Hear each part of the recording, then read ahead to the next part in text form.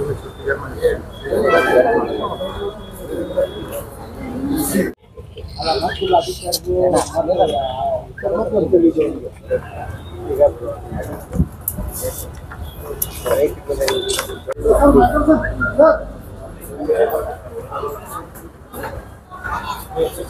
Minute वहाँ मेरा कर लिया।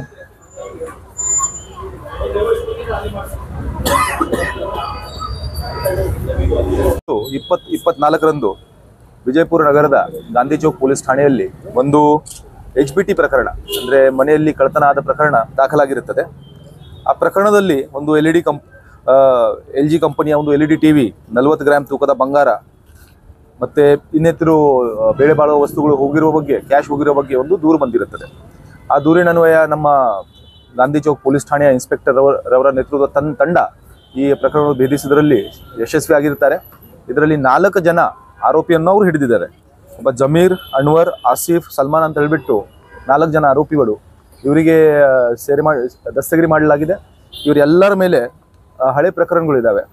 ಜಮೀರ್ ಮೇಲೆ ಒಟ್ಟು 9 ಪ್ರಕರಣಗಳು, ಅನ್ವರ್ ಮೇಲೆ 10 ಪ್ರಕರಣಗಳು, ಆಸಿಫ್ ಮೇಲೆ 6 ಮತ್ತು ಸಲ್ಮಾನ್ ಮೇಲೆ 24 ಪ್ರಾಪರ್ಟಿ ಆಫೆನ್ಸಸ್ ಇದೇ MOB ಅದ। These are non MOBs। ನಮ್ಮ ವಿಜಯಪುರ ನಗರದಲ್ಲಿರುವಂಥ ನೋನ್ MOBs ಇವರು ಹಳೆ ಕೇಸಸಲ್ಲಿ ಸಹ ಇನ್ವಾಲ್ವ್ ಆಗಿರ್ತಾರೆ। ಮತ್ತು ಈ ಕೇಸಲ್ಲಿ ದಸ್ತಗಿರಿ ಆದ ನಂತರ ಇವರಿಗೆ ವಿಚಾರಣೆಗೆ ಒಳಪಡಿಸಿದಾಗ ಇನ್ನೂ ಕೆಲವು ಅಫೆನ್ಸಸ್ಸನ್ನು ಇವರು ಒಪ್ಕೊಂಡಿರುತ್ತಾರೆ। ಅದಕ್ಕೆ ತಕ್ಕಂತೆ ಗಾಂಧಿ ಚೌಕ್ ಪೊಲೀಸ್ ಠಾಣೆಯಲ್ಲಿಯೇ ದಾಖಲಾಗಿರುವ ಇನ್ನೂ 3 ಕೇಸಸ್ ಅನ್ನು ಸಹ ನಾವು ಈ ಆರೋಪಿಗಳಿಂದ ಭೇದಿಸಿದ್ದೀವಿ। ಅವರು ಮಾಡಿದ ಬಗ್ಗೆ ಮಾಹಿತಿ ಸಿಕ್ಕಿದೆ। ಮತ್ತು ಈ ಕೇಸಸಲ್ಲಿ ಕಳವಾದ ಸ್ವತ್ತುಗಳನ್ನು ಸಹ ಟು ಸಮ್ ಎಕ್ಸ್ಟೆಂಟ್ ನಾವು ರಿಕವರ್ ಮಾಡಿದ್ದೀವಿ। ಒಟ್ಟಾರೆಯಾಗಿ ಎಲ್ಲ 4 ಕೇಸಸನ್ನು ಸೇರಿ ಒಟ್ಟು 16,87,000 ಕಿಮ್ಮತ್ತಿನ 275 ಗ್ರಾಂ ತೂಕದ ಬಂಗಾರದ ಆಭರಣಗಳು ಹಾಗೂ 3 ಮೋಟಾರ್ ಸೈಕಲ್ಗಳನ್ನು ಸಹ ಪತ್ತೆ ಮಾಡಿ ಈಗ ಜಪ್ತಿ ಮಾಡಲಾಗಿದೆ। ಇದರಲ್ಲಿ ಸಹ ಚಡ್ಡಿ ಗ್ಯಾಂಗ್, ನೀವು ಏನು ಚಡ್ಡಿ ಗ್ಯಾಂಗ್ ಹೇಳ್ತೀರಿ, ಆ ಕೇಸ್ ಸಹ ನಾವು ಫಾಲೋ ಅಪ್ ಮಾಡ್ತಾ ಇದ್ದೀವಿ। ಮತ್ತು ಇದೇ ರೀತಿ ಬೇರೆ ಕಡೆನೂ ಕೇಸಸ್ ಆಗಿವೆ। ತಾಳಿಕೋಟ್ ಕಡೆ ಸಹ ಒಂದು ಕೇಸ್ ಆಗಿತ್ತು HBT, ಅದನ್ನು ಸಹ ನಾವು ಪತ್ತೆ ಹಚ್ತಾ ಇದ್ದೀವಿ।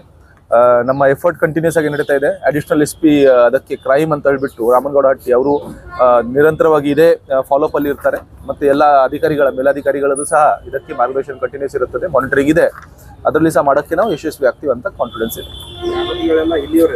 ಎಲ್ಲ ಲೋಕಲ್ MOB ವಿಜಯಪುರ ನಗರದವರು ವಾಸಿ ಇರುವವರು, ಮುಂಚಿನ ಸಹ ಕೇಸಸ್ ಇವರ ಮೇಲೆ ಆಗಿವೆ।